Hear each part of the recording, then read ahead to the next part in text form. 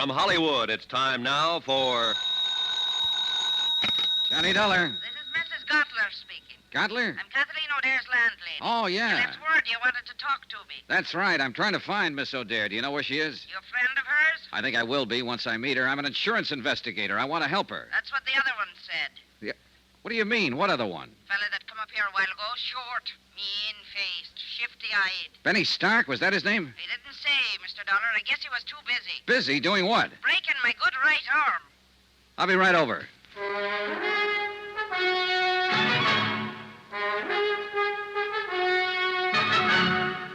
Tonight and every weekday night, Bob Bailey in the transcribed adventures of the man with the action-packed expense account, America's fabulous freelance insurance investigator. Yours truly, Johnny Dollar.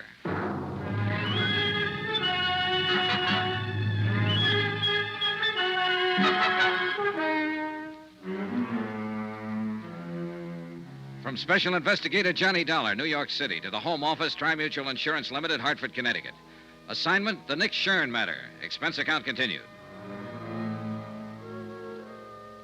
Item 5, $2.30. Taxi to Mrs. Gottler's rooming house, the place Kathy O'Dare had called home until she disappeared.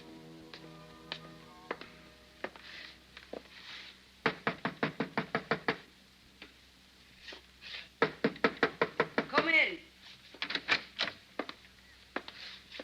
Get your hands up. Mrs. Gottler. That I, Well, look, I'm Johnny Dollar. I talked to you on the phone. It's all right. You can put that gun down. Well, I guess it's you, all right. I'm sorry, Mr. Dollar, but I've only got one good arm left, and I'm aiming to keep it. Pull up a chair. Thanks. Oh, kind of rough boy, huh? I'd have showed him who was rough if I could have got a hold of my gun. I'd have blasted him, Christmas week or not. I'd have blasted him, Mr. Dollar. Yeah, I know how you feel. And me with all these presents to wrap. How can you wrap presents with one arm? Bad as being a paper hanger. Well, I'll be glad to help out, Mrs. Gottler. I won't guarantee what they'll look Well, like. and I sure do appreciate it, and don't worry about their looks. I got to get them wrapped, that's all. Oh, let's see now. This paper goes on that one. Oh, all right. It's a water muffler for my nephew over in Brooklyn. You know them terrible winters they have over there. Oh, yeah, they're frightful. Of course, it may be better this year. The Dodgers won the pennant. Nothing but luck. It won't happen next year. You never know. Hey, tell me something, Mrs. Gottler. How come Benny worked you over? Why did he break your arm? Here. Stick this card on it as soon as you get the ribbon tied. Oh, okay. No time of year like Christmas, Well, he wanted to know where Kathy went. When I said I didn't know, he jumped onto me. Said I was lying. If I could have got hold of that gun... Where did she go, by the way? You aiming to break my other arm, Mr. Dollar?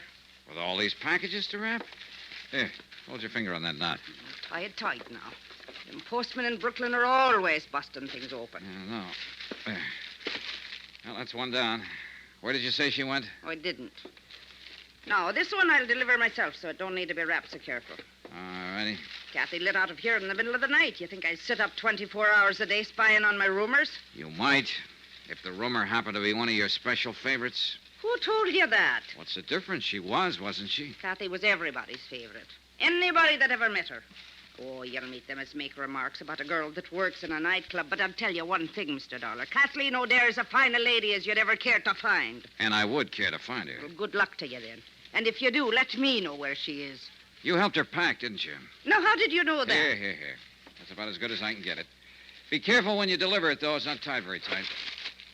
I didn't know, Mrs. Gottler. I was guessing, but it figured.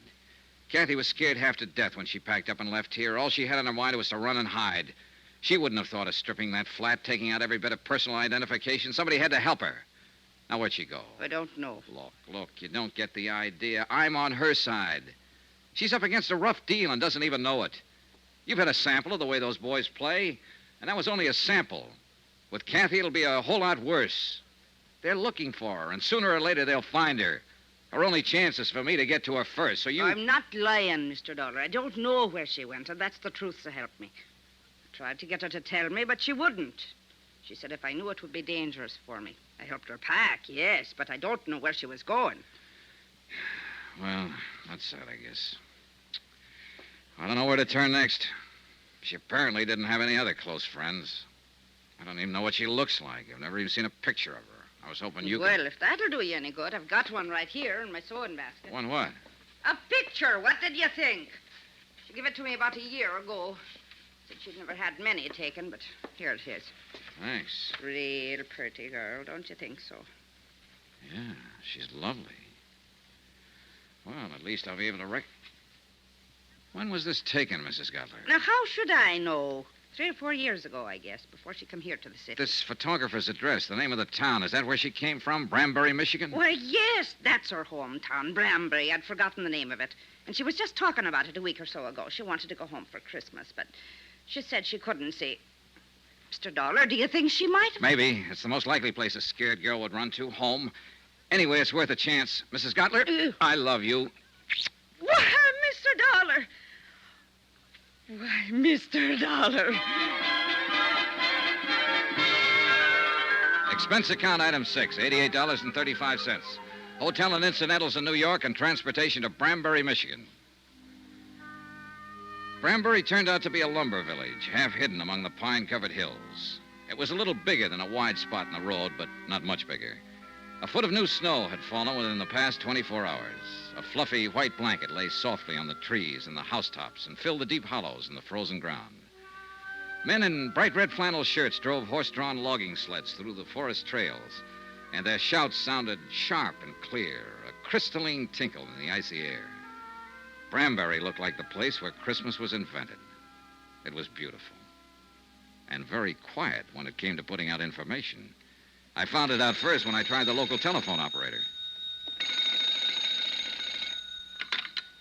Number, please. I just checked in here at the hotel, operator. There doesn't seem to be a phone book, People steal them, that's why. Traveling people going through. Oh, souvenir hunters, I suppose. How's that? Look, I wanted to call the O'Dares. Could you It's put... not O'Dare's. There ain't but one. That's old Mike. Oh, and that's the one I want to call. Would you mind ringing him? Won't do no good. He ain't there. He's slabbing up at number 4 mill today. Well, actually, it's his daughter I want to talk to. Daughter?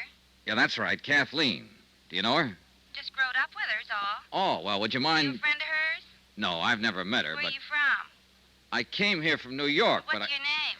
Johnny Dollar. Now, will you please ring She Kathleen? don't live here. She lives in New York City. I know where she lives. And what give you the idea she'd be up here? I'm psychic. You're what? Look, where can I get in touch with her? I wouldn't know anything about it, Mr. Dollar, and I can't give out that kind of information. You better go on back to New York and write her a letter. Let me talk to your supervisor. Supervisor? Well, I'm all there is, so I guess that's me. Start talking. Forget it. You're welcome. I got the same kind of runaround from the hotel proprietor. As soon as I mentioned Kathy, he suddenly forgot his own name, age, and the time of day. One thing's sure, this town took care of its own. I wondered if the law in Branbury would take the same attitude. I decided I'd better go find out. As it happened, I didn't have far to go. On the sidewalk in front of the hotel, the law came to me. Just a second there, mister. Hmm? I'd like to have a little talk with you, if you don't mind. All right. It's quite a change to find somebody here who wants to talk. I understand you just got in from New York. Here on business? Look, you know why I'm here. By now, everybody in town knows. Got any identification on you? Yeah. Have you? My name's Martin, Dan Martin. I'm the deputy sheriff in charge of this part of the county. Oh, then you're just the man I was looking for. Is that so? I'm Johnny Dollar, insurance investigator. I'm looking for a girl named Kathleen O'Dare. Do you know where she is? What do you want with her? I'm working on a murder case. She's a witness. Is there any kind of a charge against her? No, I just want to talk to her. What makes you think she's here? Are you a friend of hers, Mr. Martin? I've been in love with Kathy since we went to grade school. I'd be willing to die for her. Does that answer your question? All right, let me put it this way. You think you're helping her by hiding her out. All of you think so. But you're wrong. You're helping her right into her grave. Kathy doesn't figure it that way. She's scared. She doesn't know what she thinks. I know these boys who are after her. They don't play kid games. And sooner or later, they're going to find her. So if you love her and if you know where she is, you better take me to her before it's too late.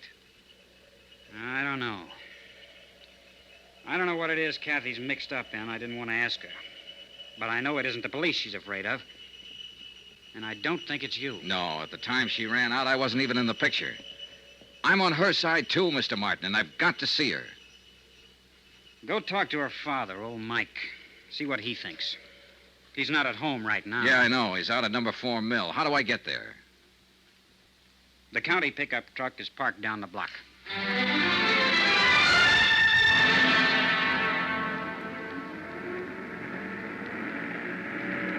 The tire chains bit into the packed snow and pushed the 4 miles of logging road behind us. It was late afternoon, and the sun had dropped behind the timbered slopes, throwing a pale sheet of cold yellow against the western sky. Here and there, a few scattered lights were coming on, in the windows of the village and the bunkhouses of the lumber camps. Bright white sparks against the darkening shadows. Emptiness, loneliness, and somewhere in it a frightened girl in hiding. A girl who'd run away from the city of 100 million lights and from an unsolved murder.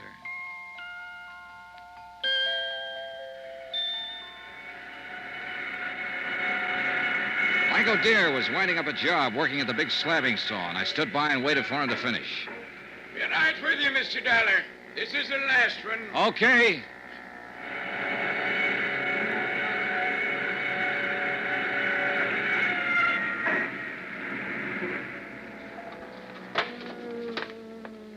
Well, that's the last of it now till after Christmas.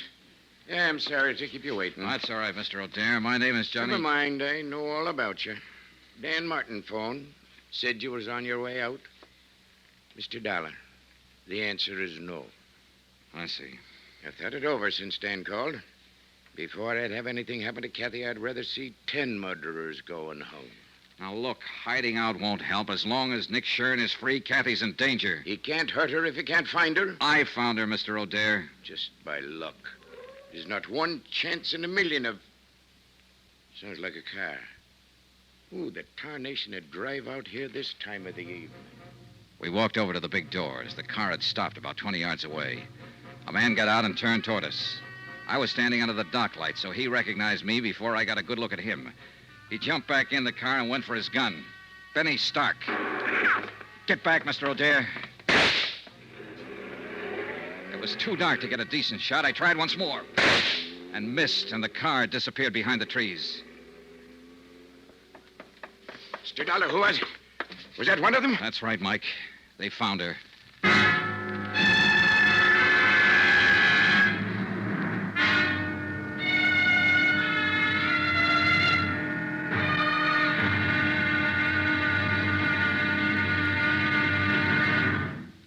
There'll be another intriguing episode in our story of the Nick Shurn matter tomorrow. Tomorrow, a lonely vigil in the snow. A killer prowls the night, and a lovely lady vanishes. Join us, won't you? Yours truly, Johnny Dollar.